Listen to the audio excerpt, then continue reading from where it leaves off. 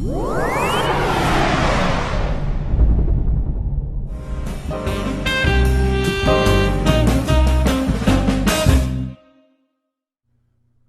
to the first video in the Secrets to Drawing video series. In this video, we're going to explore the first element of art, line. But before we do that, let's take a look at a quote. "A man paints with his brains, not with his hands." This is a quote by the artist Michelangelo. Think about that for a minute, and what do you think it means? What Michelangelo is saying to us is that drawing and painting is not necessarily just making marks. There's more to it than that. In fact, it's a cognitive experience that happens between your ears. It's an understanding that can only come from gathering information and putting that information to use. And this is how we're going to approach drawing. You see, drawing is a skill that can be learned and developed by anyone. And it all starts by understanding the elements of art. That's why we're going to start with the elements of art and explore each element just a little bit and its relationship to drawing. The first element of art we're going to explore is line. Then we'll move on to shape, form, then value, then we'll move on to space, then color, and then lastly texture.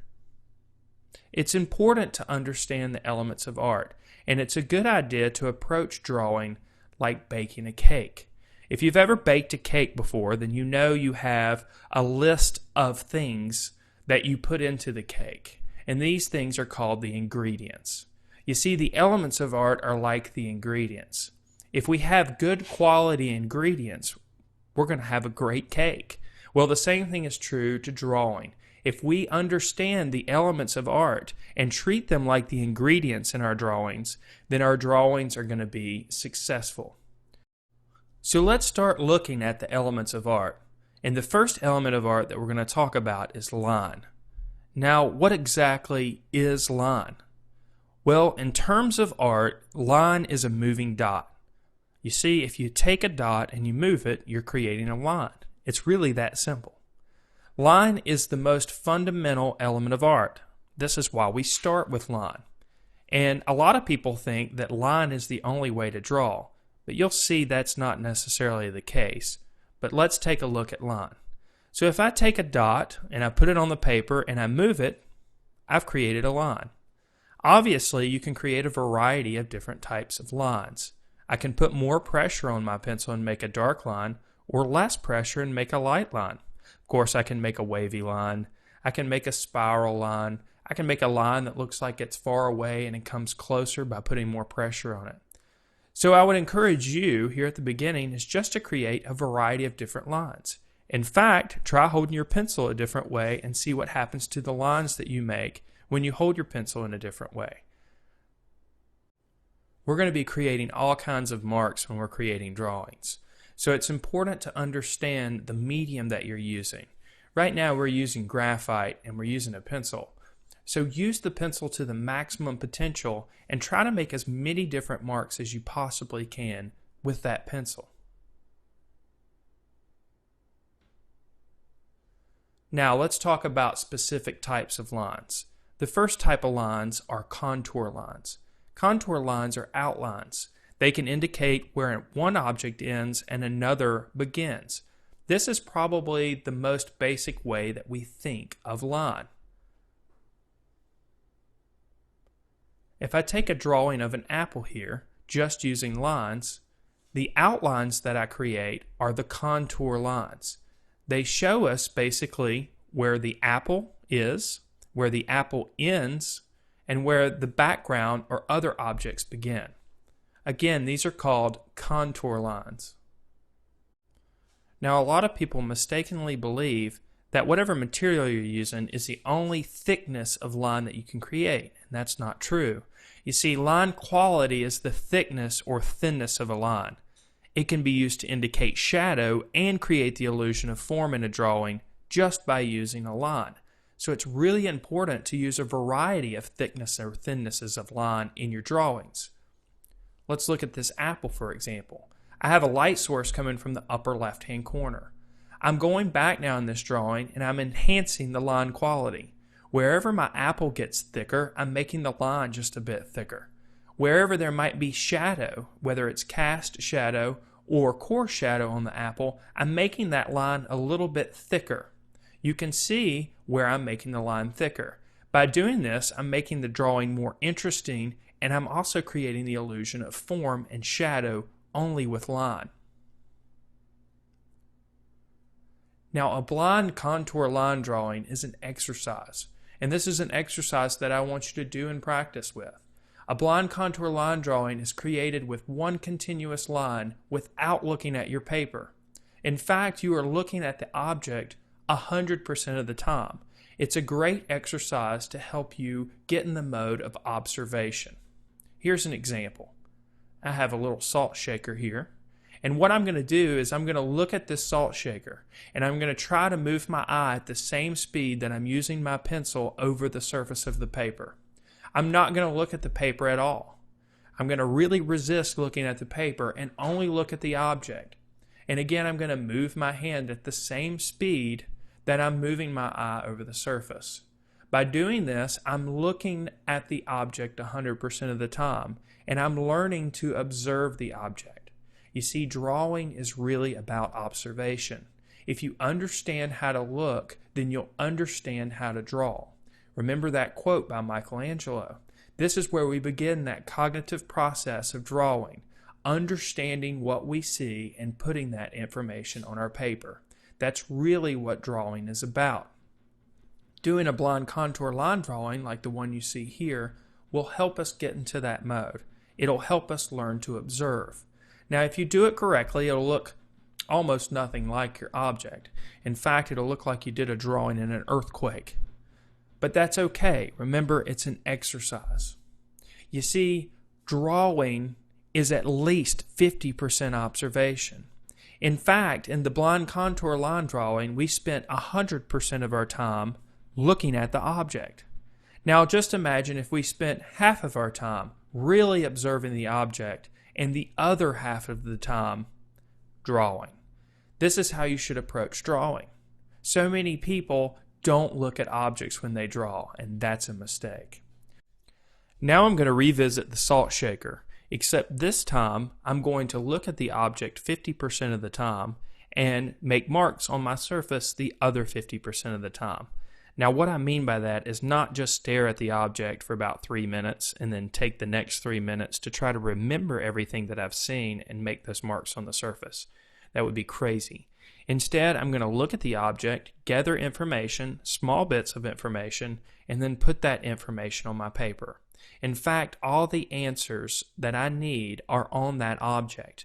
All I have to do is look at the object, look at the relationships that happen on the objects, and then make those marks on my surface. All the information is there for you.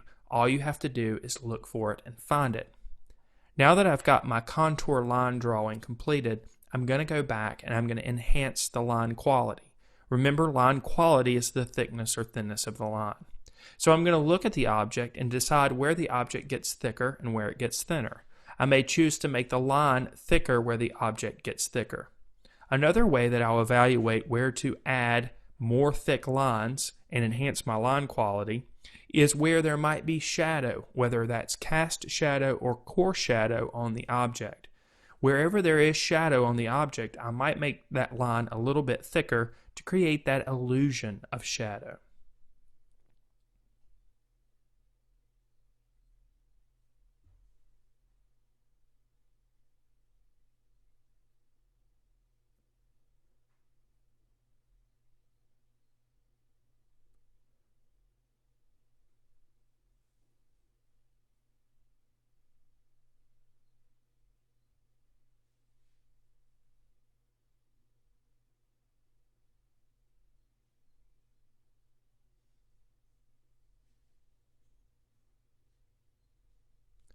Now, there are more types of lines besides contour lines. These are called cross-contour lines, and cross-contour lines are lines that cross over the contours of the object. In fact, it's almost a theoretical line. Adding media in a drawing in the direction of the cross-contour lines can further create the illusion of form in a drawing. This is what I mean. Let's take 4 spheres for example, and let's say they all have the same light source. In the first sphere, I'm going to create cross contour lines to indicate shadow on the sphere. In fact, I'm going to make these lines go directly horizontal. They're not going to follow the cross contours of the object. Instead, they're just horizontal lines. We've created the illusion of shadow, but we haven't created the illusion of form. Instead, a sphere is a circular object. So the cross contour lines that we create should have some spherical qualities about it. They should be a little bit rounded. They follow the cross contours of the object. A good way to think about this is if you picked up an object, like let's say an apple, and you started moving your finger around the apple. You'll feel areas where the apple extrudes and where the apple recedes. These lines that you're creating with your finger are called cross contour lines. You can see here in the second sphere that I've created more of the illusion of form as well as the illusion of shadow by making these cross contour lines follow the form of the sphere. Now, when we add media to a surface or a material to a surface when we're drawing, we need to consider these cross contour lines. In fact, when we're doing straight shading, we need to make sure that we think about the form of the object. This is illustrated in the spheres below. In the first sphere, I'm just doing straight horizontal lines to add the shadow. It does an adequate job of creating the illusion of shadow in a light source, but it does little to indicate the illusion of form.